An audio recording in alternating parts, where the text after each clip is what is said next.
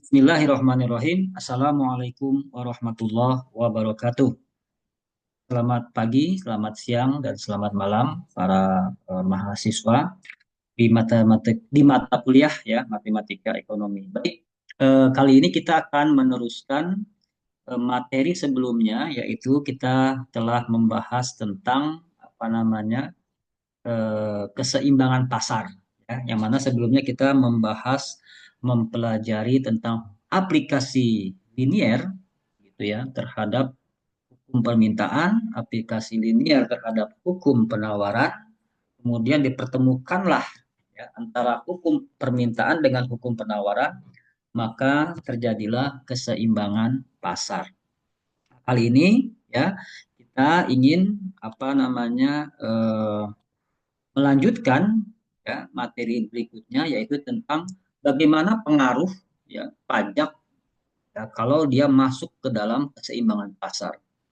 Nah, sementara di sini kita lihat gitu ya. Di sini judulnya adalah pengaruh pajak terhadap keseimbangan keseimbangan pasar. Baik, kita sekitar 1 jam ke depan kita akan membahas tentang bagaimana pengaruh pajak ini ya terhadap keseimbangan pasar. Nah, pajak adalah jenis pungutan yang ditarik oleh pemerintah dari siapa? Dari wajib pajak atau biasa kita sebut WP. Nah, dilihat dari objek pajak, pajak sebetulnya dapat dibagi menjadi pajak langsung ya, dan pajak tidak langsung. Nah, ini nanti lebih detailnya ada di mata kuliah atau di materi perpajakan atau materi teori ilmu ekonomi. Nah, bagaimana yang pajak langsung itu? Pajak langsung itu ialah pajak yang ditarik secara langsung, tentunya dari wajib pajak. Contohnya apa? Contohnya misalkan pajak pendapatan, ya, pajak perseorangan. Gitu ya. Kalau kita habis gajian, kemudian kita dipotong pajak itu langsung ditarik dari apa namanya pendapatan kita. Nah, sedangkan pajak tidak langsung adalah pajak yang ditarik melalui yang ditarik melalui ya wajib pungut. Nah, wajib pungut inilah yang menarik pajak dari wajib pajak dan kemudian menyetorkannya kepada pemerintah. Contoh jenis pajak tidak langsung misalnya pajak penjualan, ya, cukai dan lain-lain. Pemerintah ini mengenakan pajak penjualan kepada para produsen.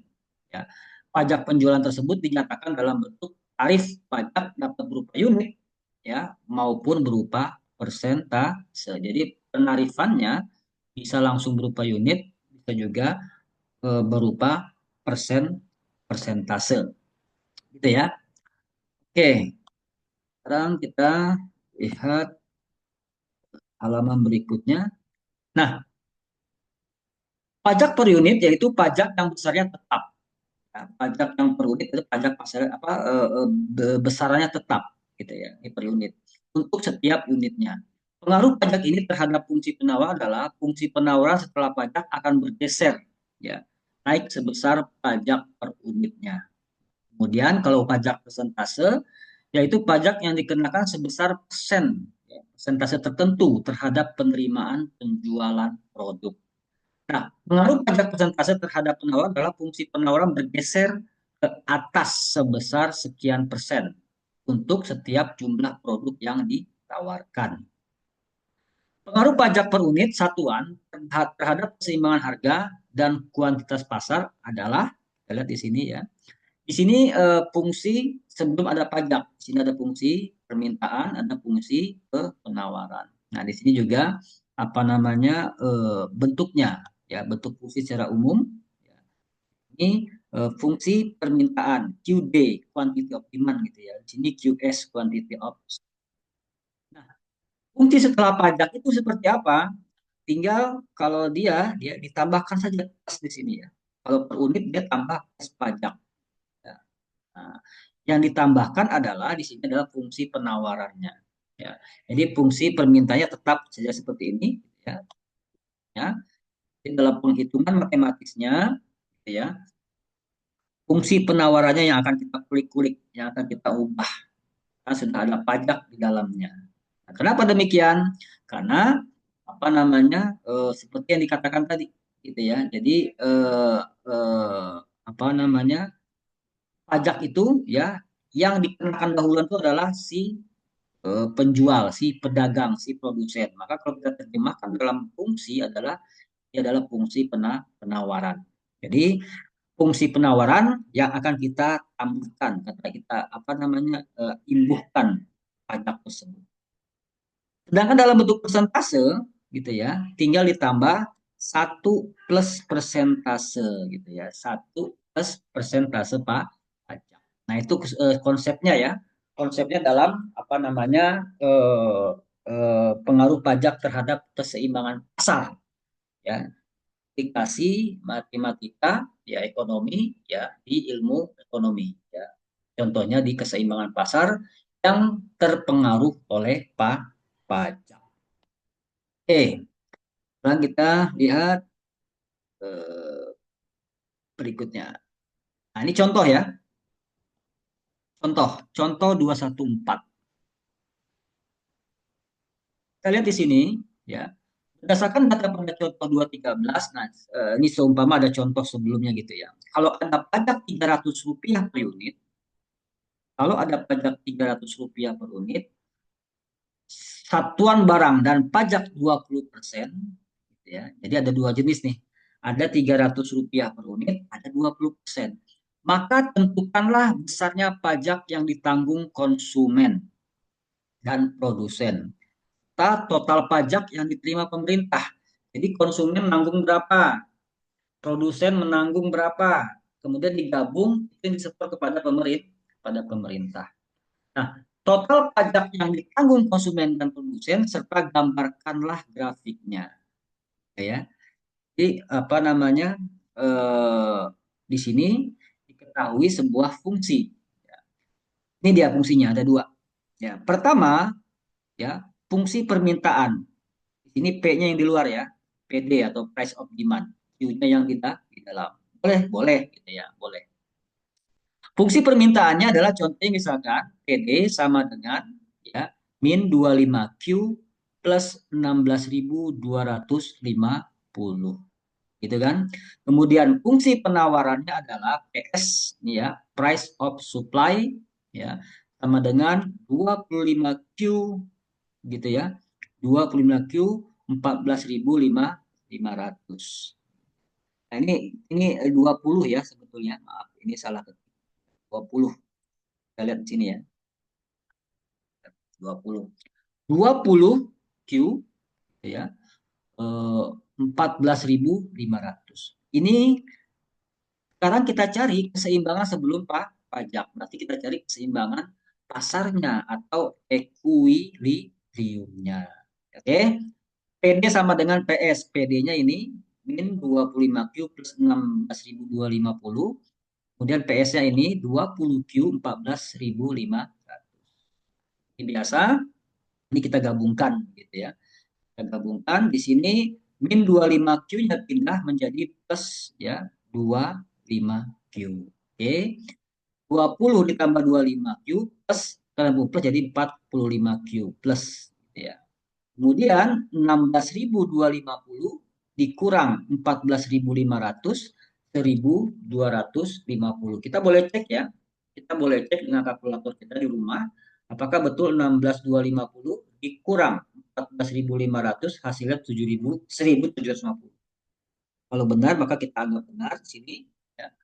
Nah, kemudian Q-nya kita tinggalkan sendiri. Ini yang kemarin ya pelajaran kita ya.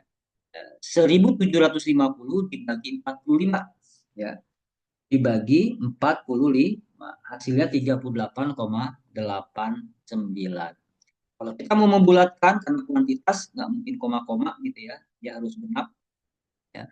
Dibulatkan menjadi 39 unit. Nah, 39 unit ini adalah ya, kuantitas keseimbangan sebelum ya. Oke, sekarang kita masukkan substitusikan Q nih, Q39 ini salah satu ya persamaan di sini. Boleh di persamaan fungsi permintaan, boleh juga di penawaran. Baik, sekarang di slide ini dimasukkan ke fungsi permintaan gitu ya, boleh. Maka Q-nya kita ganti dengan ya 39 ini kita masukkan ke sini ya, masuk. Nah, 29, maaf, min 25 dikali 39. Saya sambil ngecek juga ya. Min ya 25 dikali 39. Ya. Hasilnya berapa? Lihat di situ. Nah, kemudian 16.000. 16.000. Nah, 39 dikali 25. Wah, kalau kita cek gitu ya, 39 dikali 25, kira berapa itu? 975 gitu ya. 975. Tapi di sini hasilnya 1725. Kayak banyak salah ketik nih ya.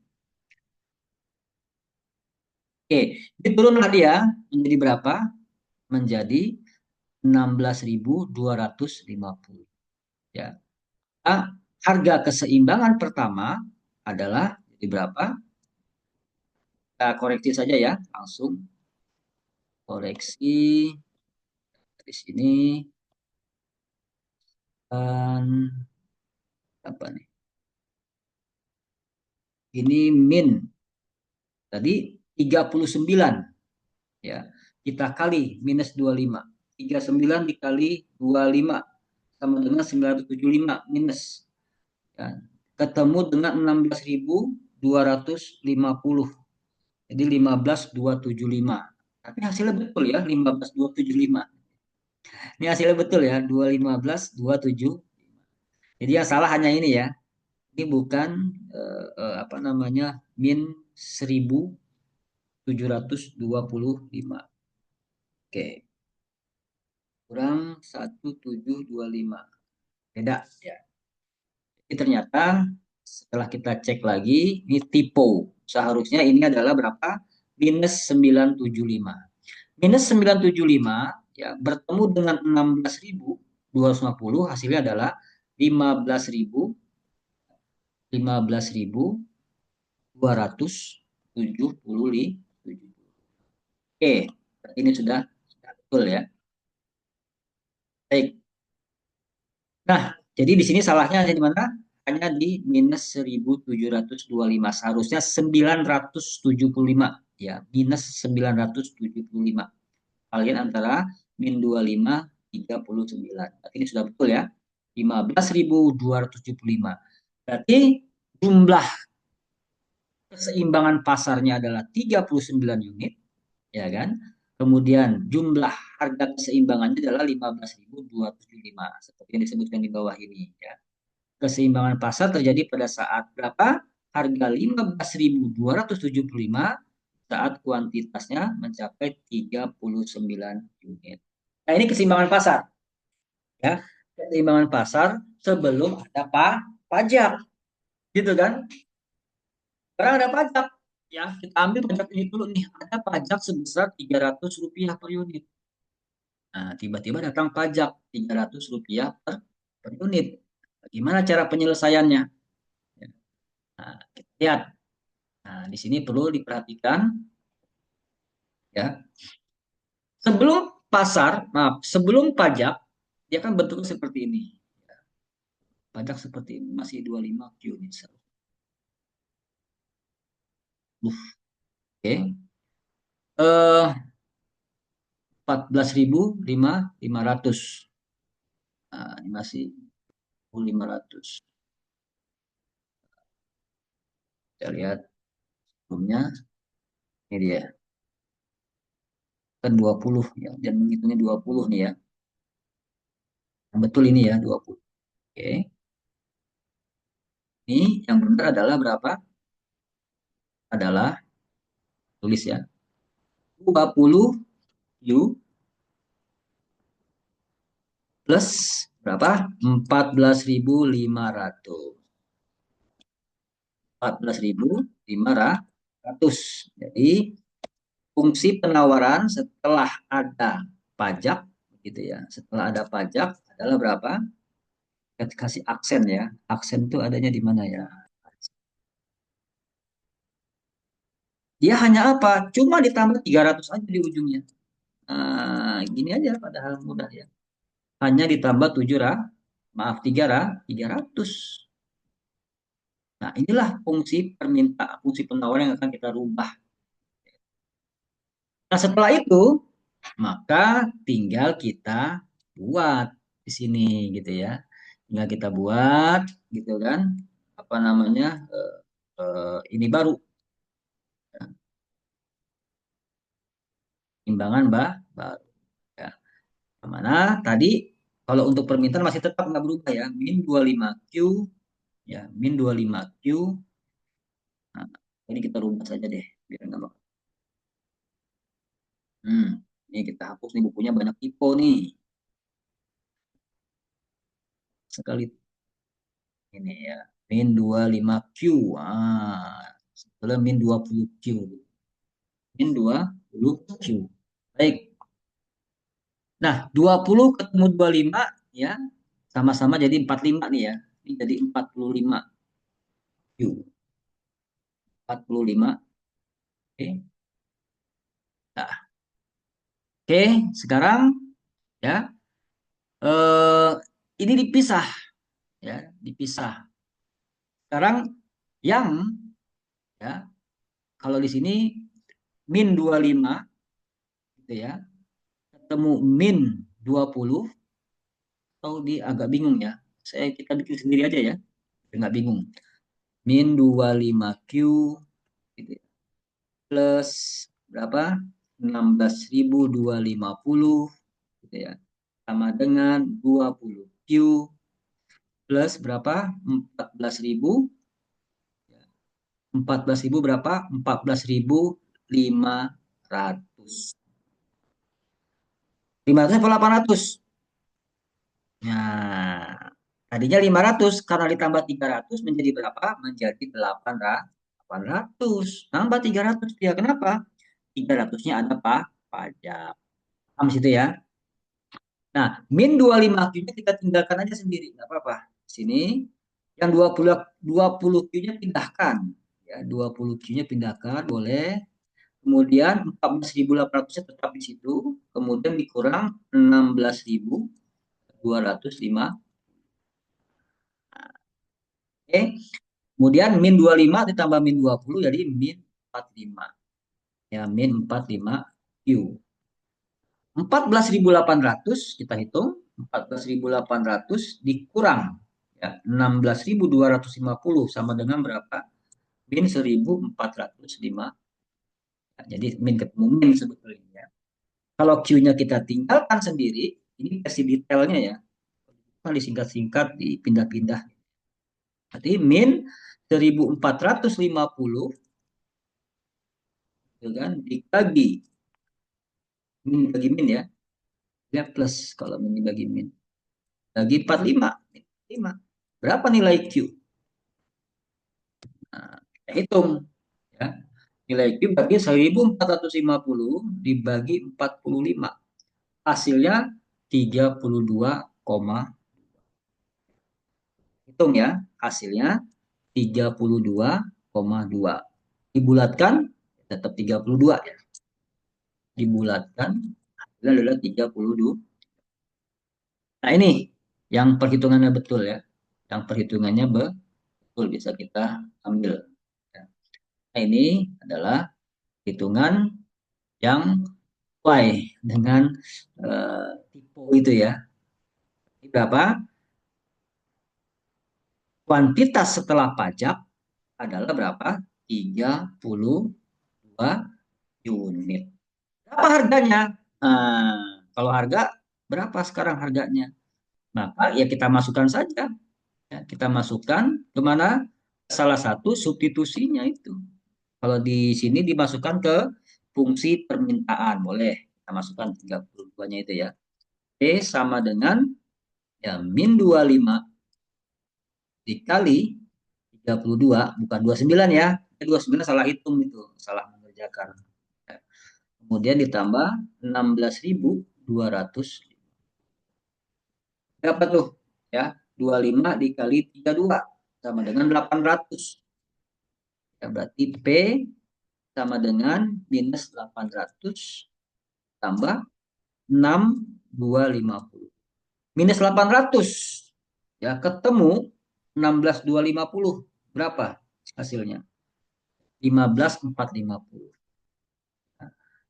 Hasilnya berapa? 15 ya, 4 15,45 ini harganya. Ya. Harga daripada apa? Daripada pajak tadi. Ya, jadi keseimbangan pasar setelah adanya apa namanya itu pajak itu menjadi harganya 15.450 dan ya dan jumlah barang diperjualbelikan adalah sebanyak 32. Nah, sebelumnya berapa tuh? Kalau kita lihat sebelumnya ini ya harganya 15.275. Naik atau turun harganya tuh? Tadinya 15.275, sekarang berapa? 15 ya 450. Naik harganya ya. Dari 15.275 naik ke 15 ya. Berapa? 450. Naiknya berapa? Ya naiknya Rp175. Naiknya Rp175. Itu gara-gara ada pajak sebesar Rp300 per unit. Oke ya. Jadi jelas di sini jumlah harganya naik, jumlah barang yang diperjualkannya naik atau turun? Tadinya berapa? Tadinya 39 unit. Sekarang turun menjadi berapa? Menjadi 32 unit. Berapa unit tuh? Ya, berapa berapa apa namanya? Berapa berapa rupiah? Maaf, berapa unit? Dari 39 ke 32 itu 7 unit, ya. Harganya naik 175 unit rupiah, nah, eh, kuantitasnya turun menjadi ya, 32 unit. Kenapa tuh ya? Karena harga naik. Ya, hukum permintaan. Kalau harga naik, permintaan tuh turun. Nah, ini contoh keseimbangan pasar setelah apa adanya pajak. Semoga ini bisa dimengerti atau dipahami ya bagaimana si pajak ini bisa mempengaruhi keseimbangan pasar. Yang tadinya harganya itu adalah sebesar lebih murah gitu ya 15.275, gara-gara ada pajak Rp300 dia naik menjadi harganya menjadi 15.450. Barang yang diperjualkan turun ya sebanyak 7 unit yang menjadi 32. Nah itu ya contoh pengaruh pajak terhadap keseimbangan pasar. Oke. Nah ini dia rinciannya sekarang. Nah, ini rinciannya juga beda karena kan salah hitung gitu ya. Salah hitung gitu ya. Baik, kita lihat ya. Tarif pajak yang dikenakan Rp300 per unit. Pajak yang diterima oleh pemerintah berapa? Pajaknya adalah ya 300 gitu ya. Pajaknya 300. Nah, sementara ya unitnya berapa? Unitnya 32. Unitnya 32. Kita masih ingat 32 tadi ya. Berarti 300 dikali 32 berapa? 300 dikali 32 sama dengan 9.006. Ini pajak yang diterima oleh apa namanya perintah ya. Itu setelah pajak itu kan 32. Kalau lagi dicari tarif pajak yang dibebankan kepada produsen.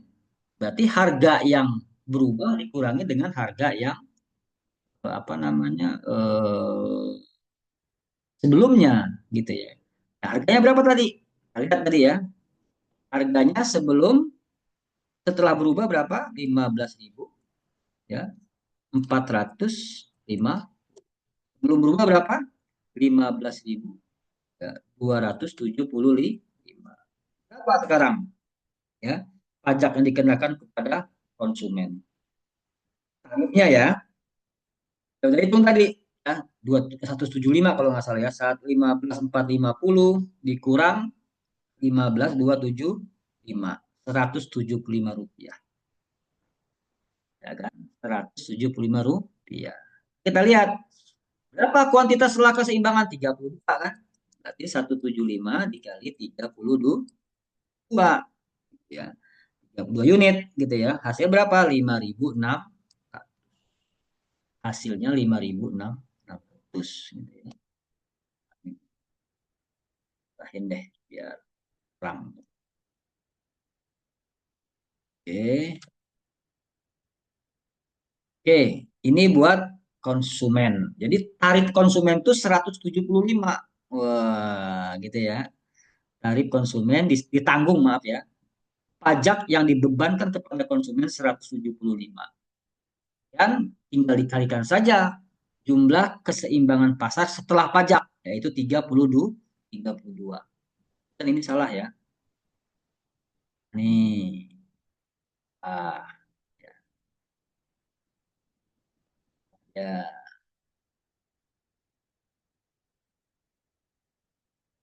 salah juga ya. Kan 9 tapi 32. Nah, lalu berapa produsen? Ya, produsen ya gampang, ya tinggal kita hitung saja ya. Total pajak ya, total pajak itu beban pajak produsen gitu, BPP gitulah istilahnya. Berapa? 300 kan dari pemerintah ya, dikurang aja 175 gitu ya. 75 dari yang konsumen tadi kan. Apa tuh? Ya. 300 dikurang 175 hasilnya 125. Ternyata produsen lebih kecil menanggungnya nih. Ya, produsen lebih kecil. Berarti ya 125 kali 32 unit. Nah, gitu kan. Dikali 32 unit sama dengan 4 ribu. Sama dengan 4 ribu. Ternyata si produsen ya, dia hanya menanggung 4 ribu aja tuh. Hanya menanggung 4 ribu. Makanya 5.600 ditambah 4 ribu gitu ya, sama dengan berapa? Sama dengan 9.600. Artinya apa? Artinya pemerintah menetapkan pajak Rp300 gitu ya, dibebankan kepada konsumen sebanyak Rp175. Karena penjualannya karena transaksi setelah pajak itu hanya 32 unit, maka pajak yang ditanggung konsumen kali 32, hasilnya 5.600. Dari 300 itu sisanya 125 dibebankan kepada produsen. Karena yang terjual beli itu produk sebanyak 32 unit setelah pajak, maka dikalikan 32. Maka hasilnya Rp4.000 pajak yang ditanggung oleh siapa? Oleh si produsen. Jadi simpulan itu ya, konsumen nyetor pajak 5.600, produsen menyetor pajak ya 4.000. Kedua-duanya disetor kepada pemerintah. Saya ulangi lagi, konsumen dibebankan sebesar 5.600, ya. Produsen dibebankan sebesar 4.000, kalau dijumlah 9.600. Ini disetorkan kepada pemerintah di sini. Disetorkan kepada pemerintah di sini. Nah, ini perhitungannya seperti itu ya. Hitungannya seperti itu dalam menghitung apa namanya pajak. Kita lihat ini ya, 9.600 terdiri dari 5.600-nya pajak tanggung konsumen, 4.000-nya pajak ditanggung oleh tarif 300 tarifnya ya, 175-nya ditanggung oleh konsumen, 125-nya ditanggung oleh produsen. Ini semuanya salah ketik nih ya, mohon maaf ya. Saya tidak melihat lagi, ini salah ketik nih di paketnya gitu. Paketnya salah ketik.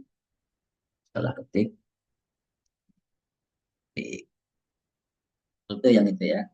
Tapi modelnya perhitungannya sama seperti biasanya, salah salah data. Jadi kita paham begitu apa namanya, cara mencarinya seperti itu. Kita lihat totalnya berapa, totalnya 9.600 ya. Bagi berapa nih 9.600 ya? Dibebankan kepada konsumen 5.600, dibebankan kepada produsen 4.000.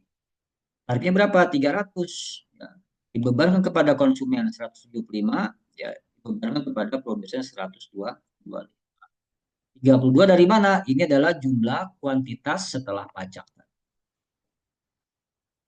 Baik, saya rasa ini paham ya, mudah dipahami karena memang sangat sederhana sekali penghitungan. Oke, sekarang kita lihat next berikutnya ada apa? Tadi ini sebelumnya ya. Tinggal bikin kurva ya, tinggal membuat kurva. Gimana cara membuat kurvanya? Sama dengan yang kemarin gitu ya. Kita nolkan secara bergantian. Kita nolkan secara bergantian. Nah, di sini ya masih menggunakan aturan 20Q, ini masih 25Q ya, tapi nggak apa-apa lah gitu ya. Apa. Kita buat PD dulu ini persamaan apa namanya fungsi permintaan pasti sama betul ya. Min 25Q plus 16.250. Jadi kalau P-nya 0, maka Q-nya 650. Ya, kalau P-nya 0, apa? 16.250 dibagi 25 gitu ya. Betul nggak itu hasilnya? 16.250 dibagi 25 dan 650. Betul ya? Jadi 16.250 dibagi 25 sama dengan berapa? 605. P-nya 0, Q-nya 650. Maka P-nya 0 sini, Q-nya 650. Nah, berarti ini titiknya nih. Nah, dapat titik satu ya. Dapat titik satu di sini. Kita bikin nih. Nah, oke.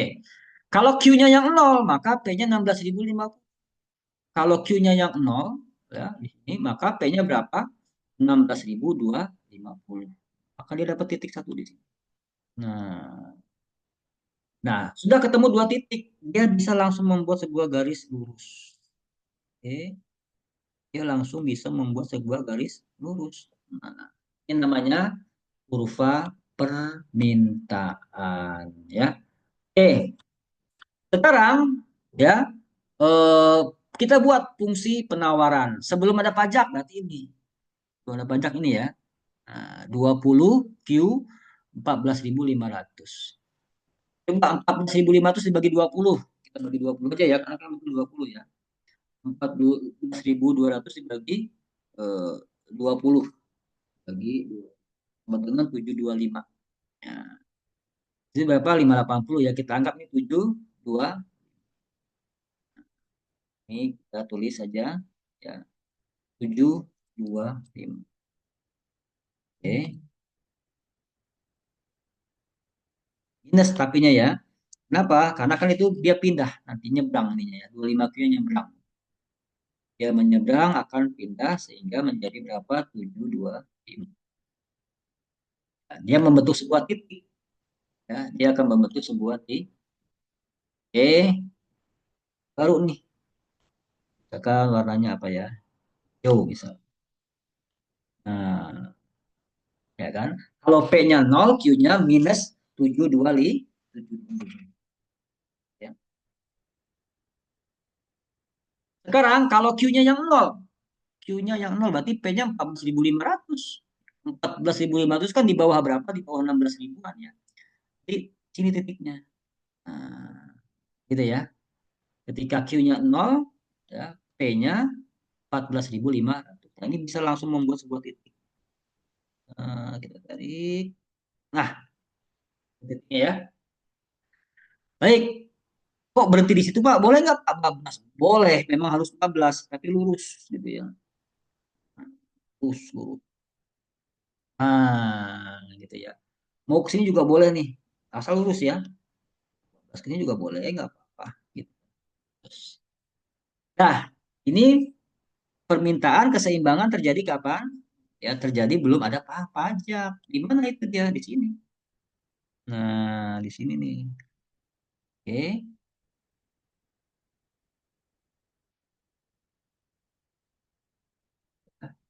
belum ada pajak.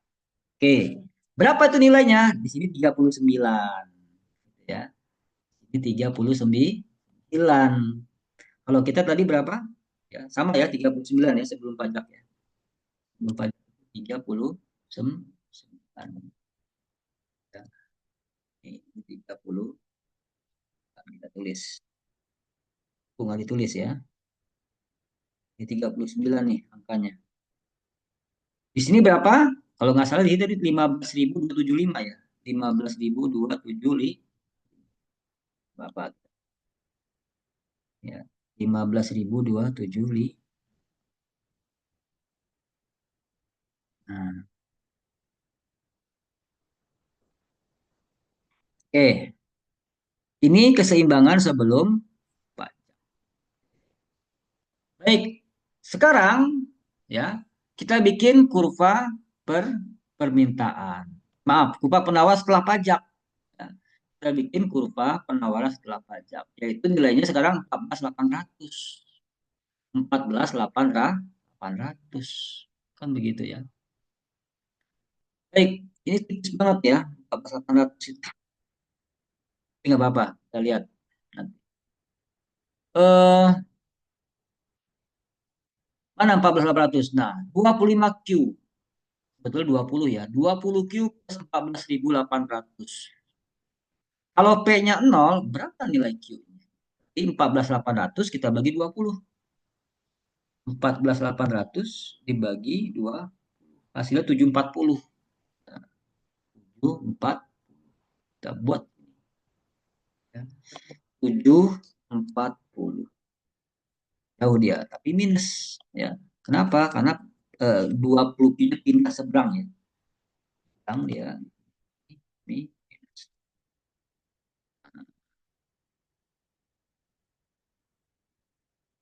kita ganti warna apa ya? Warna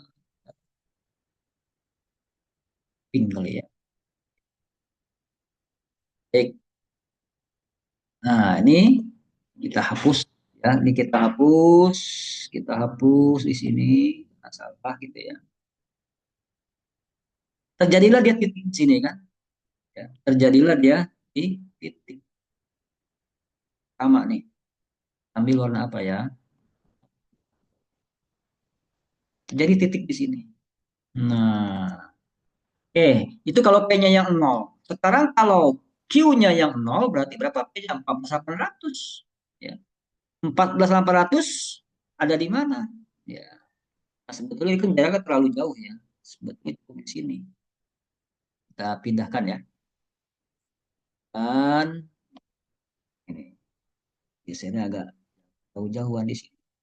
Kan 47.25 nggak terlalu jauh gitu ya. Akan di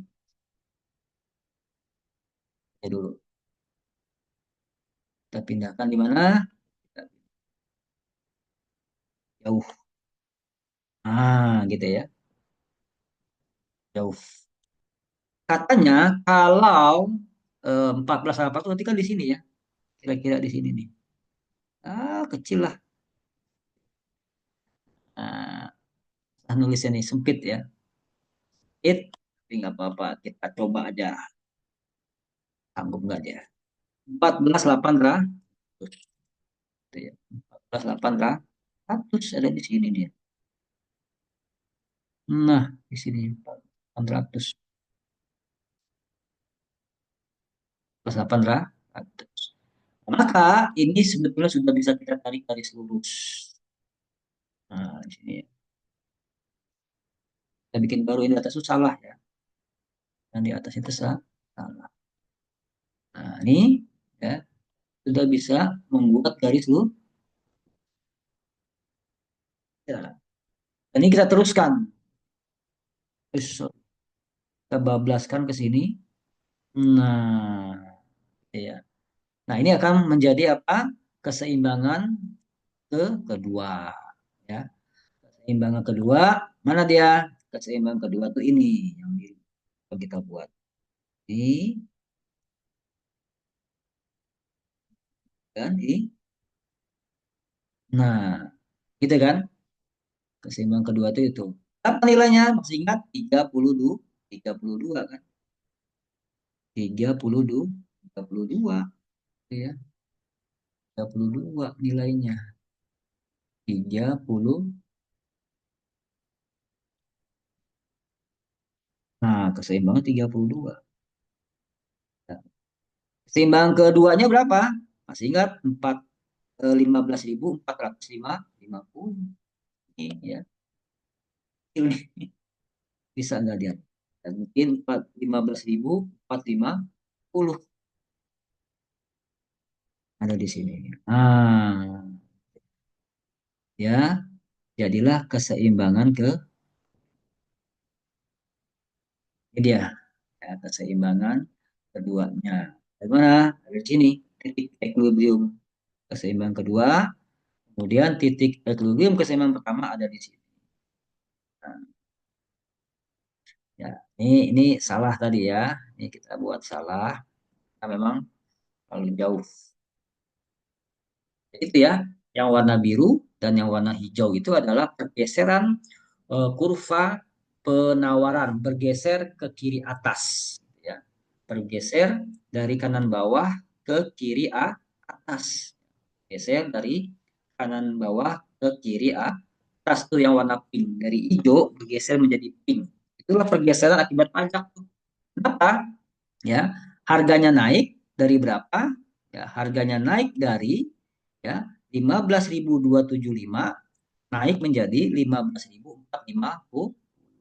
Karena harga naik, permintaan turun gitu ya. Turun dari mana? Bergeser turun dia. Ya. Dari mana? Dari 39 ya unit menjadi 32. Nah, itu dampak daripada apa namanya adanya pajak yang mempengaruhi keseimbangan Pak pasar, berubah keseimbangan pasar. Nah, saya kira itu ya untuk pajak apa namanya yang per unit, pajak yang per unit. Silakan kalau ada pertanyaan disampaikan. Baik, selanjutnya ada juga pajak persentase. Coba kita lihat di sini ya, masih disampaikan nggak pajak persentase? Lihat ya. Nah, ini masih ada pajak persentasenya ya. Oke, tadi. Baik. Nah, kita hapus dulu. Kita hapus dulu. Oke.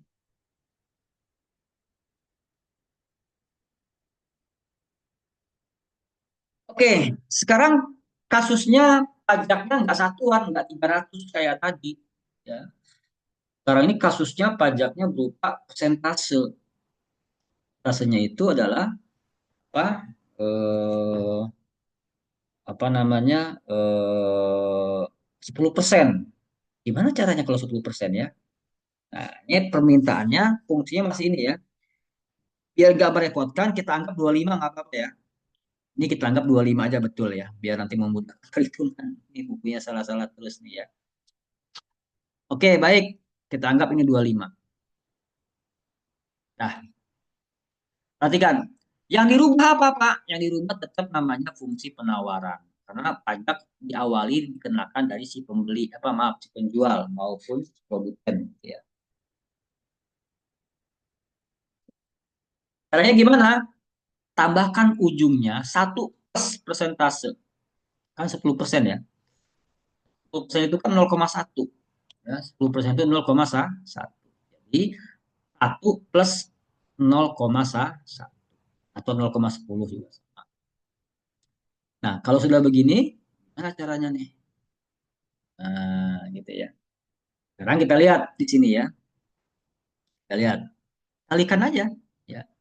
1,1 gitu ya. 1 ditambah 0,1 berapa? 1,1 kan? 1,1. Oke. 1,1 ya dikali 25 sama dengan 27,5. Betul nggak? Apa kita cek? 1,1 dikali 25. Betul ya? 27,5. 1,1 dikali 25 sama dengan 27,5. Ya. 1,1 dikali 14.500. 14.500 dikali 1, betul nggak hasilnya? Ya, betul ya. Hasilnya 15.950. Nah, inilah fungsi penawaran setelah ada pajak. Ya. Jadi berapa?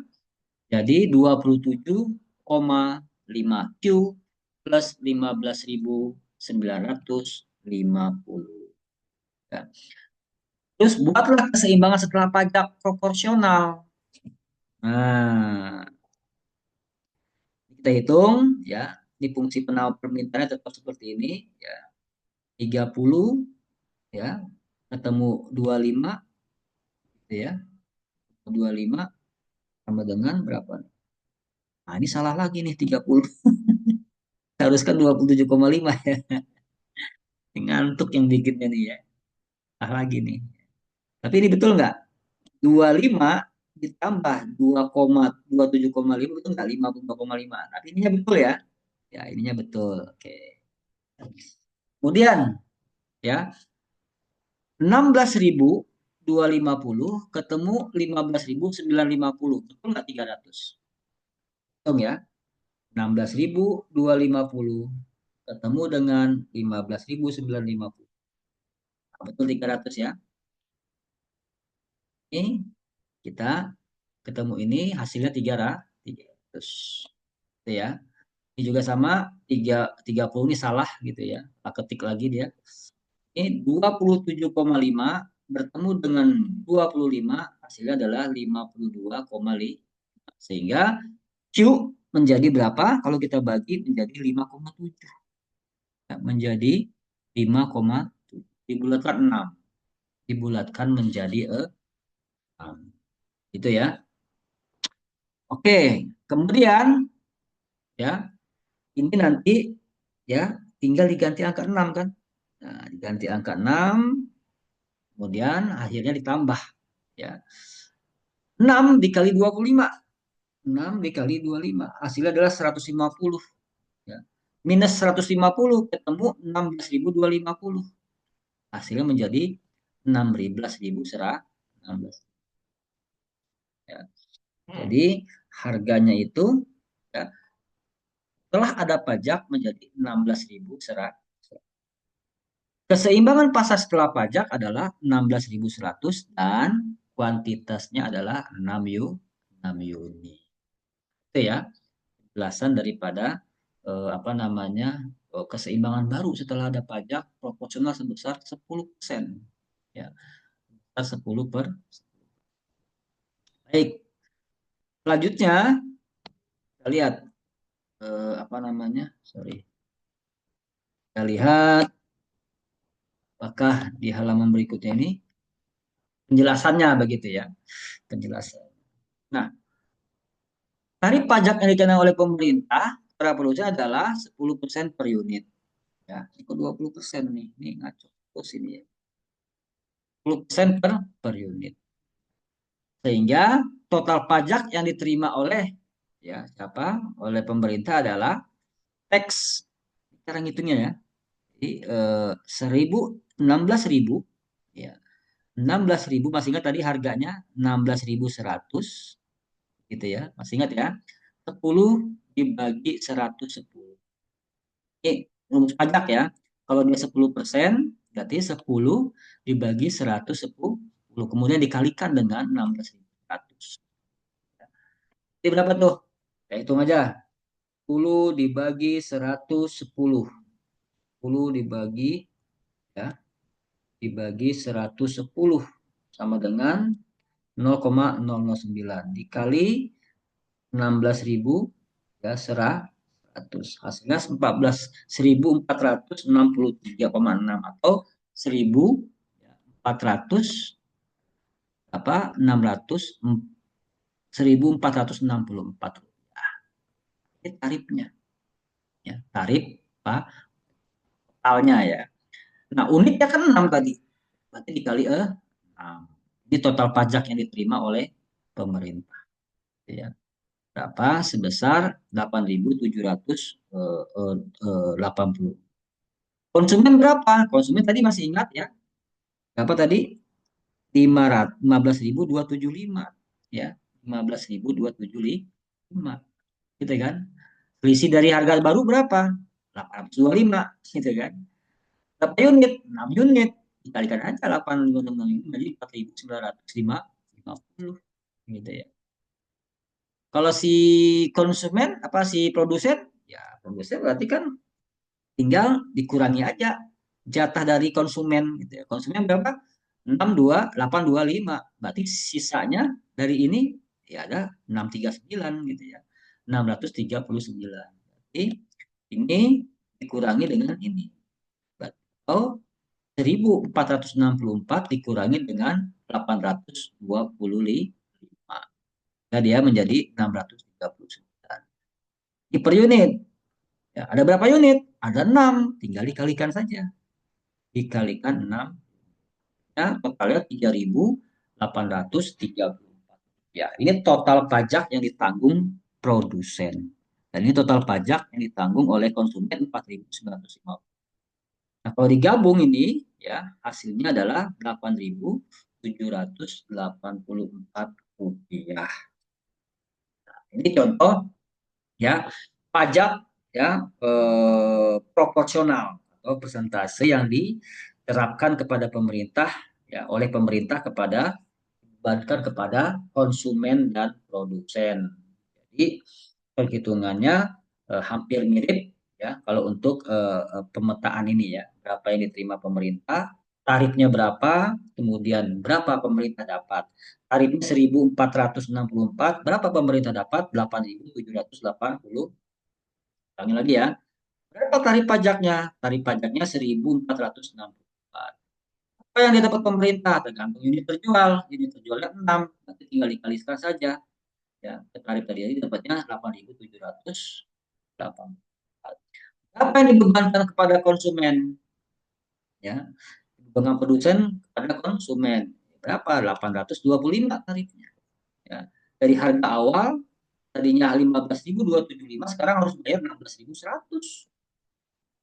Naik betul 825. Nah, ini yang naik ini menjadi beban konsumen. Berapa unit? 6 unit. Berarti 4.950 rupiah yang dibebankan total pajak yang berasal dari konsumen.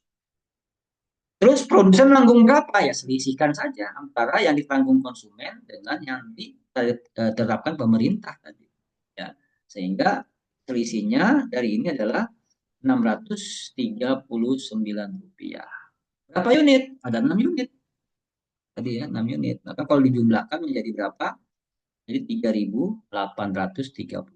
Dan lagi-lagi di sini ya, yang beban yang ditanggung oleh konsumen pasti lebih besar ditanggung oleh produk. Banyak sama-sama menanggung beban, tapi tentu saja yang paling banyak menanggung bebannya adalah konsumen. Konsu. Nah, itu caranya ya. Sekarang kita lihat cara pembuatan grafiknya masih sama, begitu ya, masih sama. Kita anggap di sini masih 25 ya, nggak apa-apa ya. Masih 25. Gitu kan, kalau 25 betul ini ya. Berarti segini ya. Misalkan kalau P-nya 0, berapa Q-nya? Gitu ya. Kalau P-nya 0, berapa Q-nya? Ini minus ya 80. Kalau ini udah nggak usah diotak-atik, udah sama ya. Kalau permintaan ini udah sama ya, nggak berubah. Ya tetap begini ya, sama.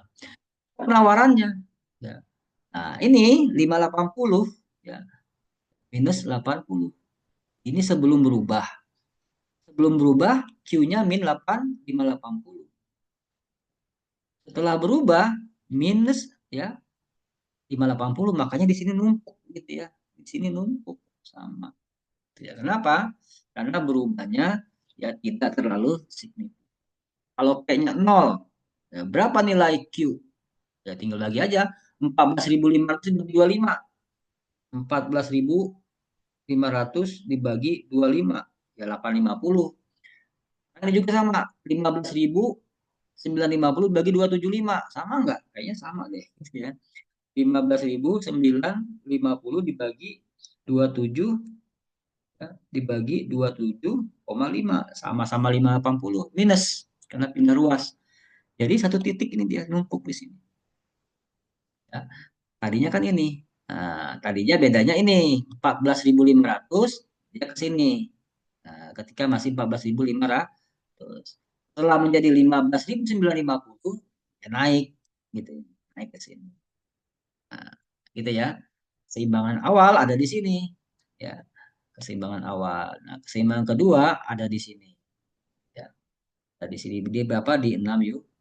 Nah, itu kira-kira cara membuat kurva daripada pengaruh pajak terhadap keseimbangan pasar versi pajaknya yang bersifat persentase. Gitu ya.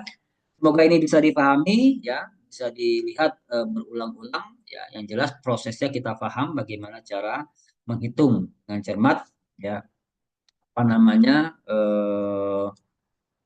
perhitungan dampak pajak terhadap apa namanya terhadap keseimbangan pasar. Tentunya secara hukum permintaan ya tinggal kita berpikir saja ya kalau harga naik maka jumlah yang diperjualbelikan akan turun gitu kan. Nah, kalau harga turun apa namanya? Pajak harga naik. Kalau harga turun apa namanya? Namanya subsidi. Ya, lawan daripada pajak. Nanti ada materi selanjutnya adalah pengaruh subsidi terhadap keseimbangan pasar. Dalam hal ini harga mengalami penurunan. Ya, kalau di pajak adalah harga mengalami apa namanya kenaikan. Baik, kelas. Saya kira itu ya pertemuan kita membahas tentang pengaruh pajak terhadap keseimbangan pasar.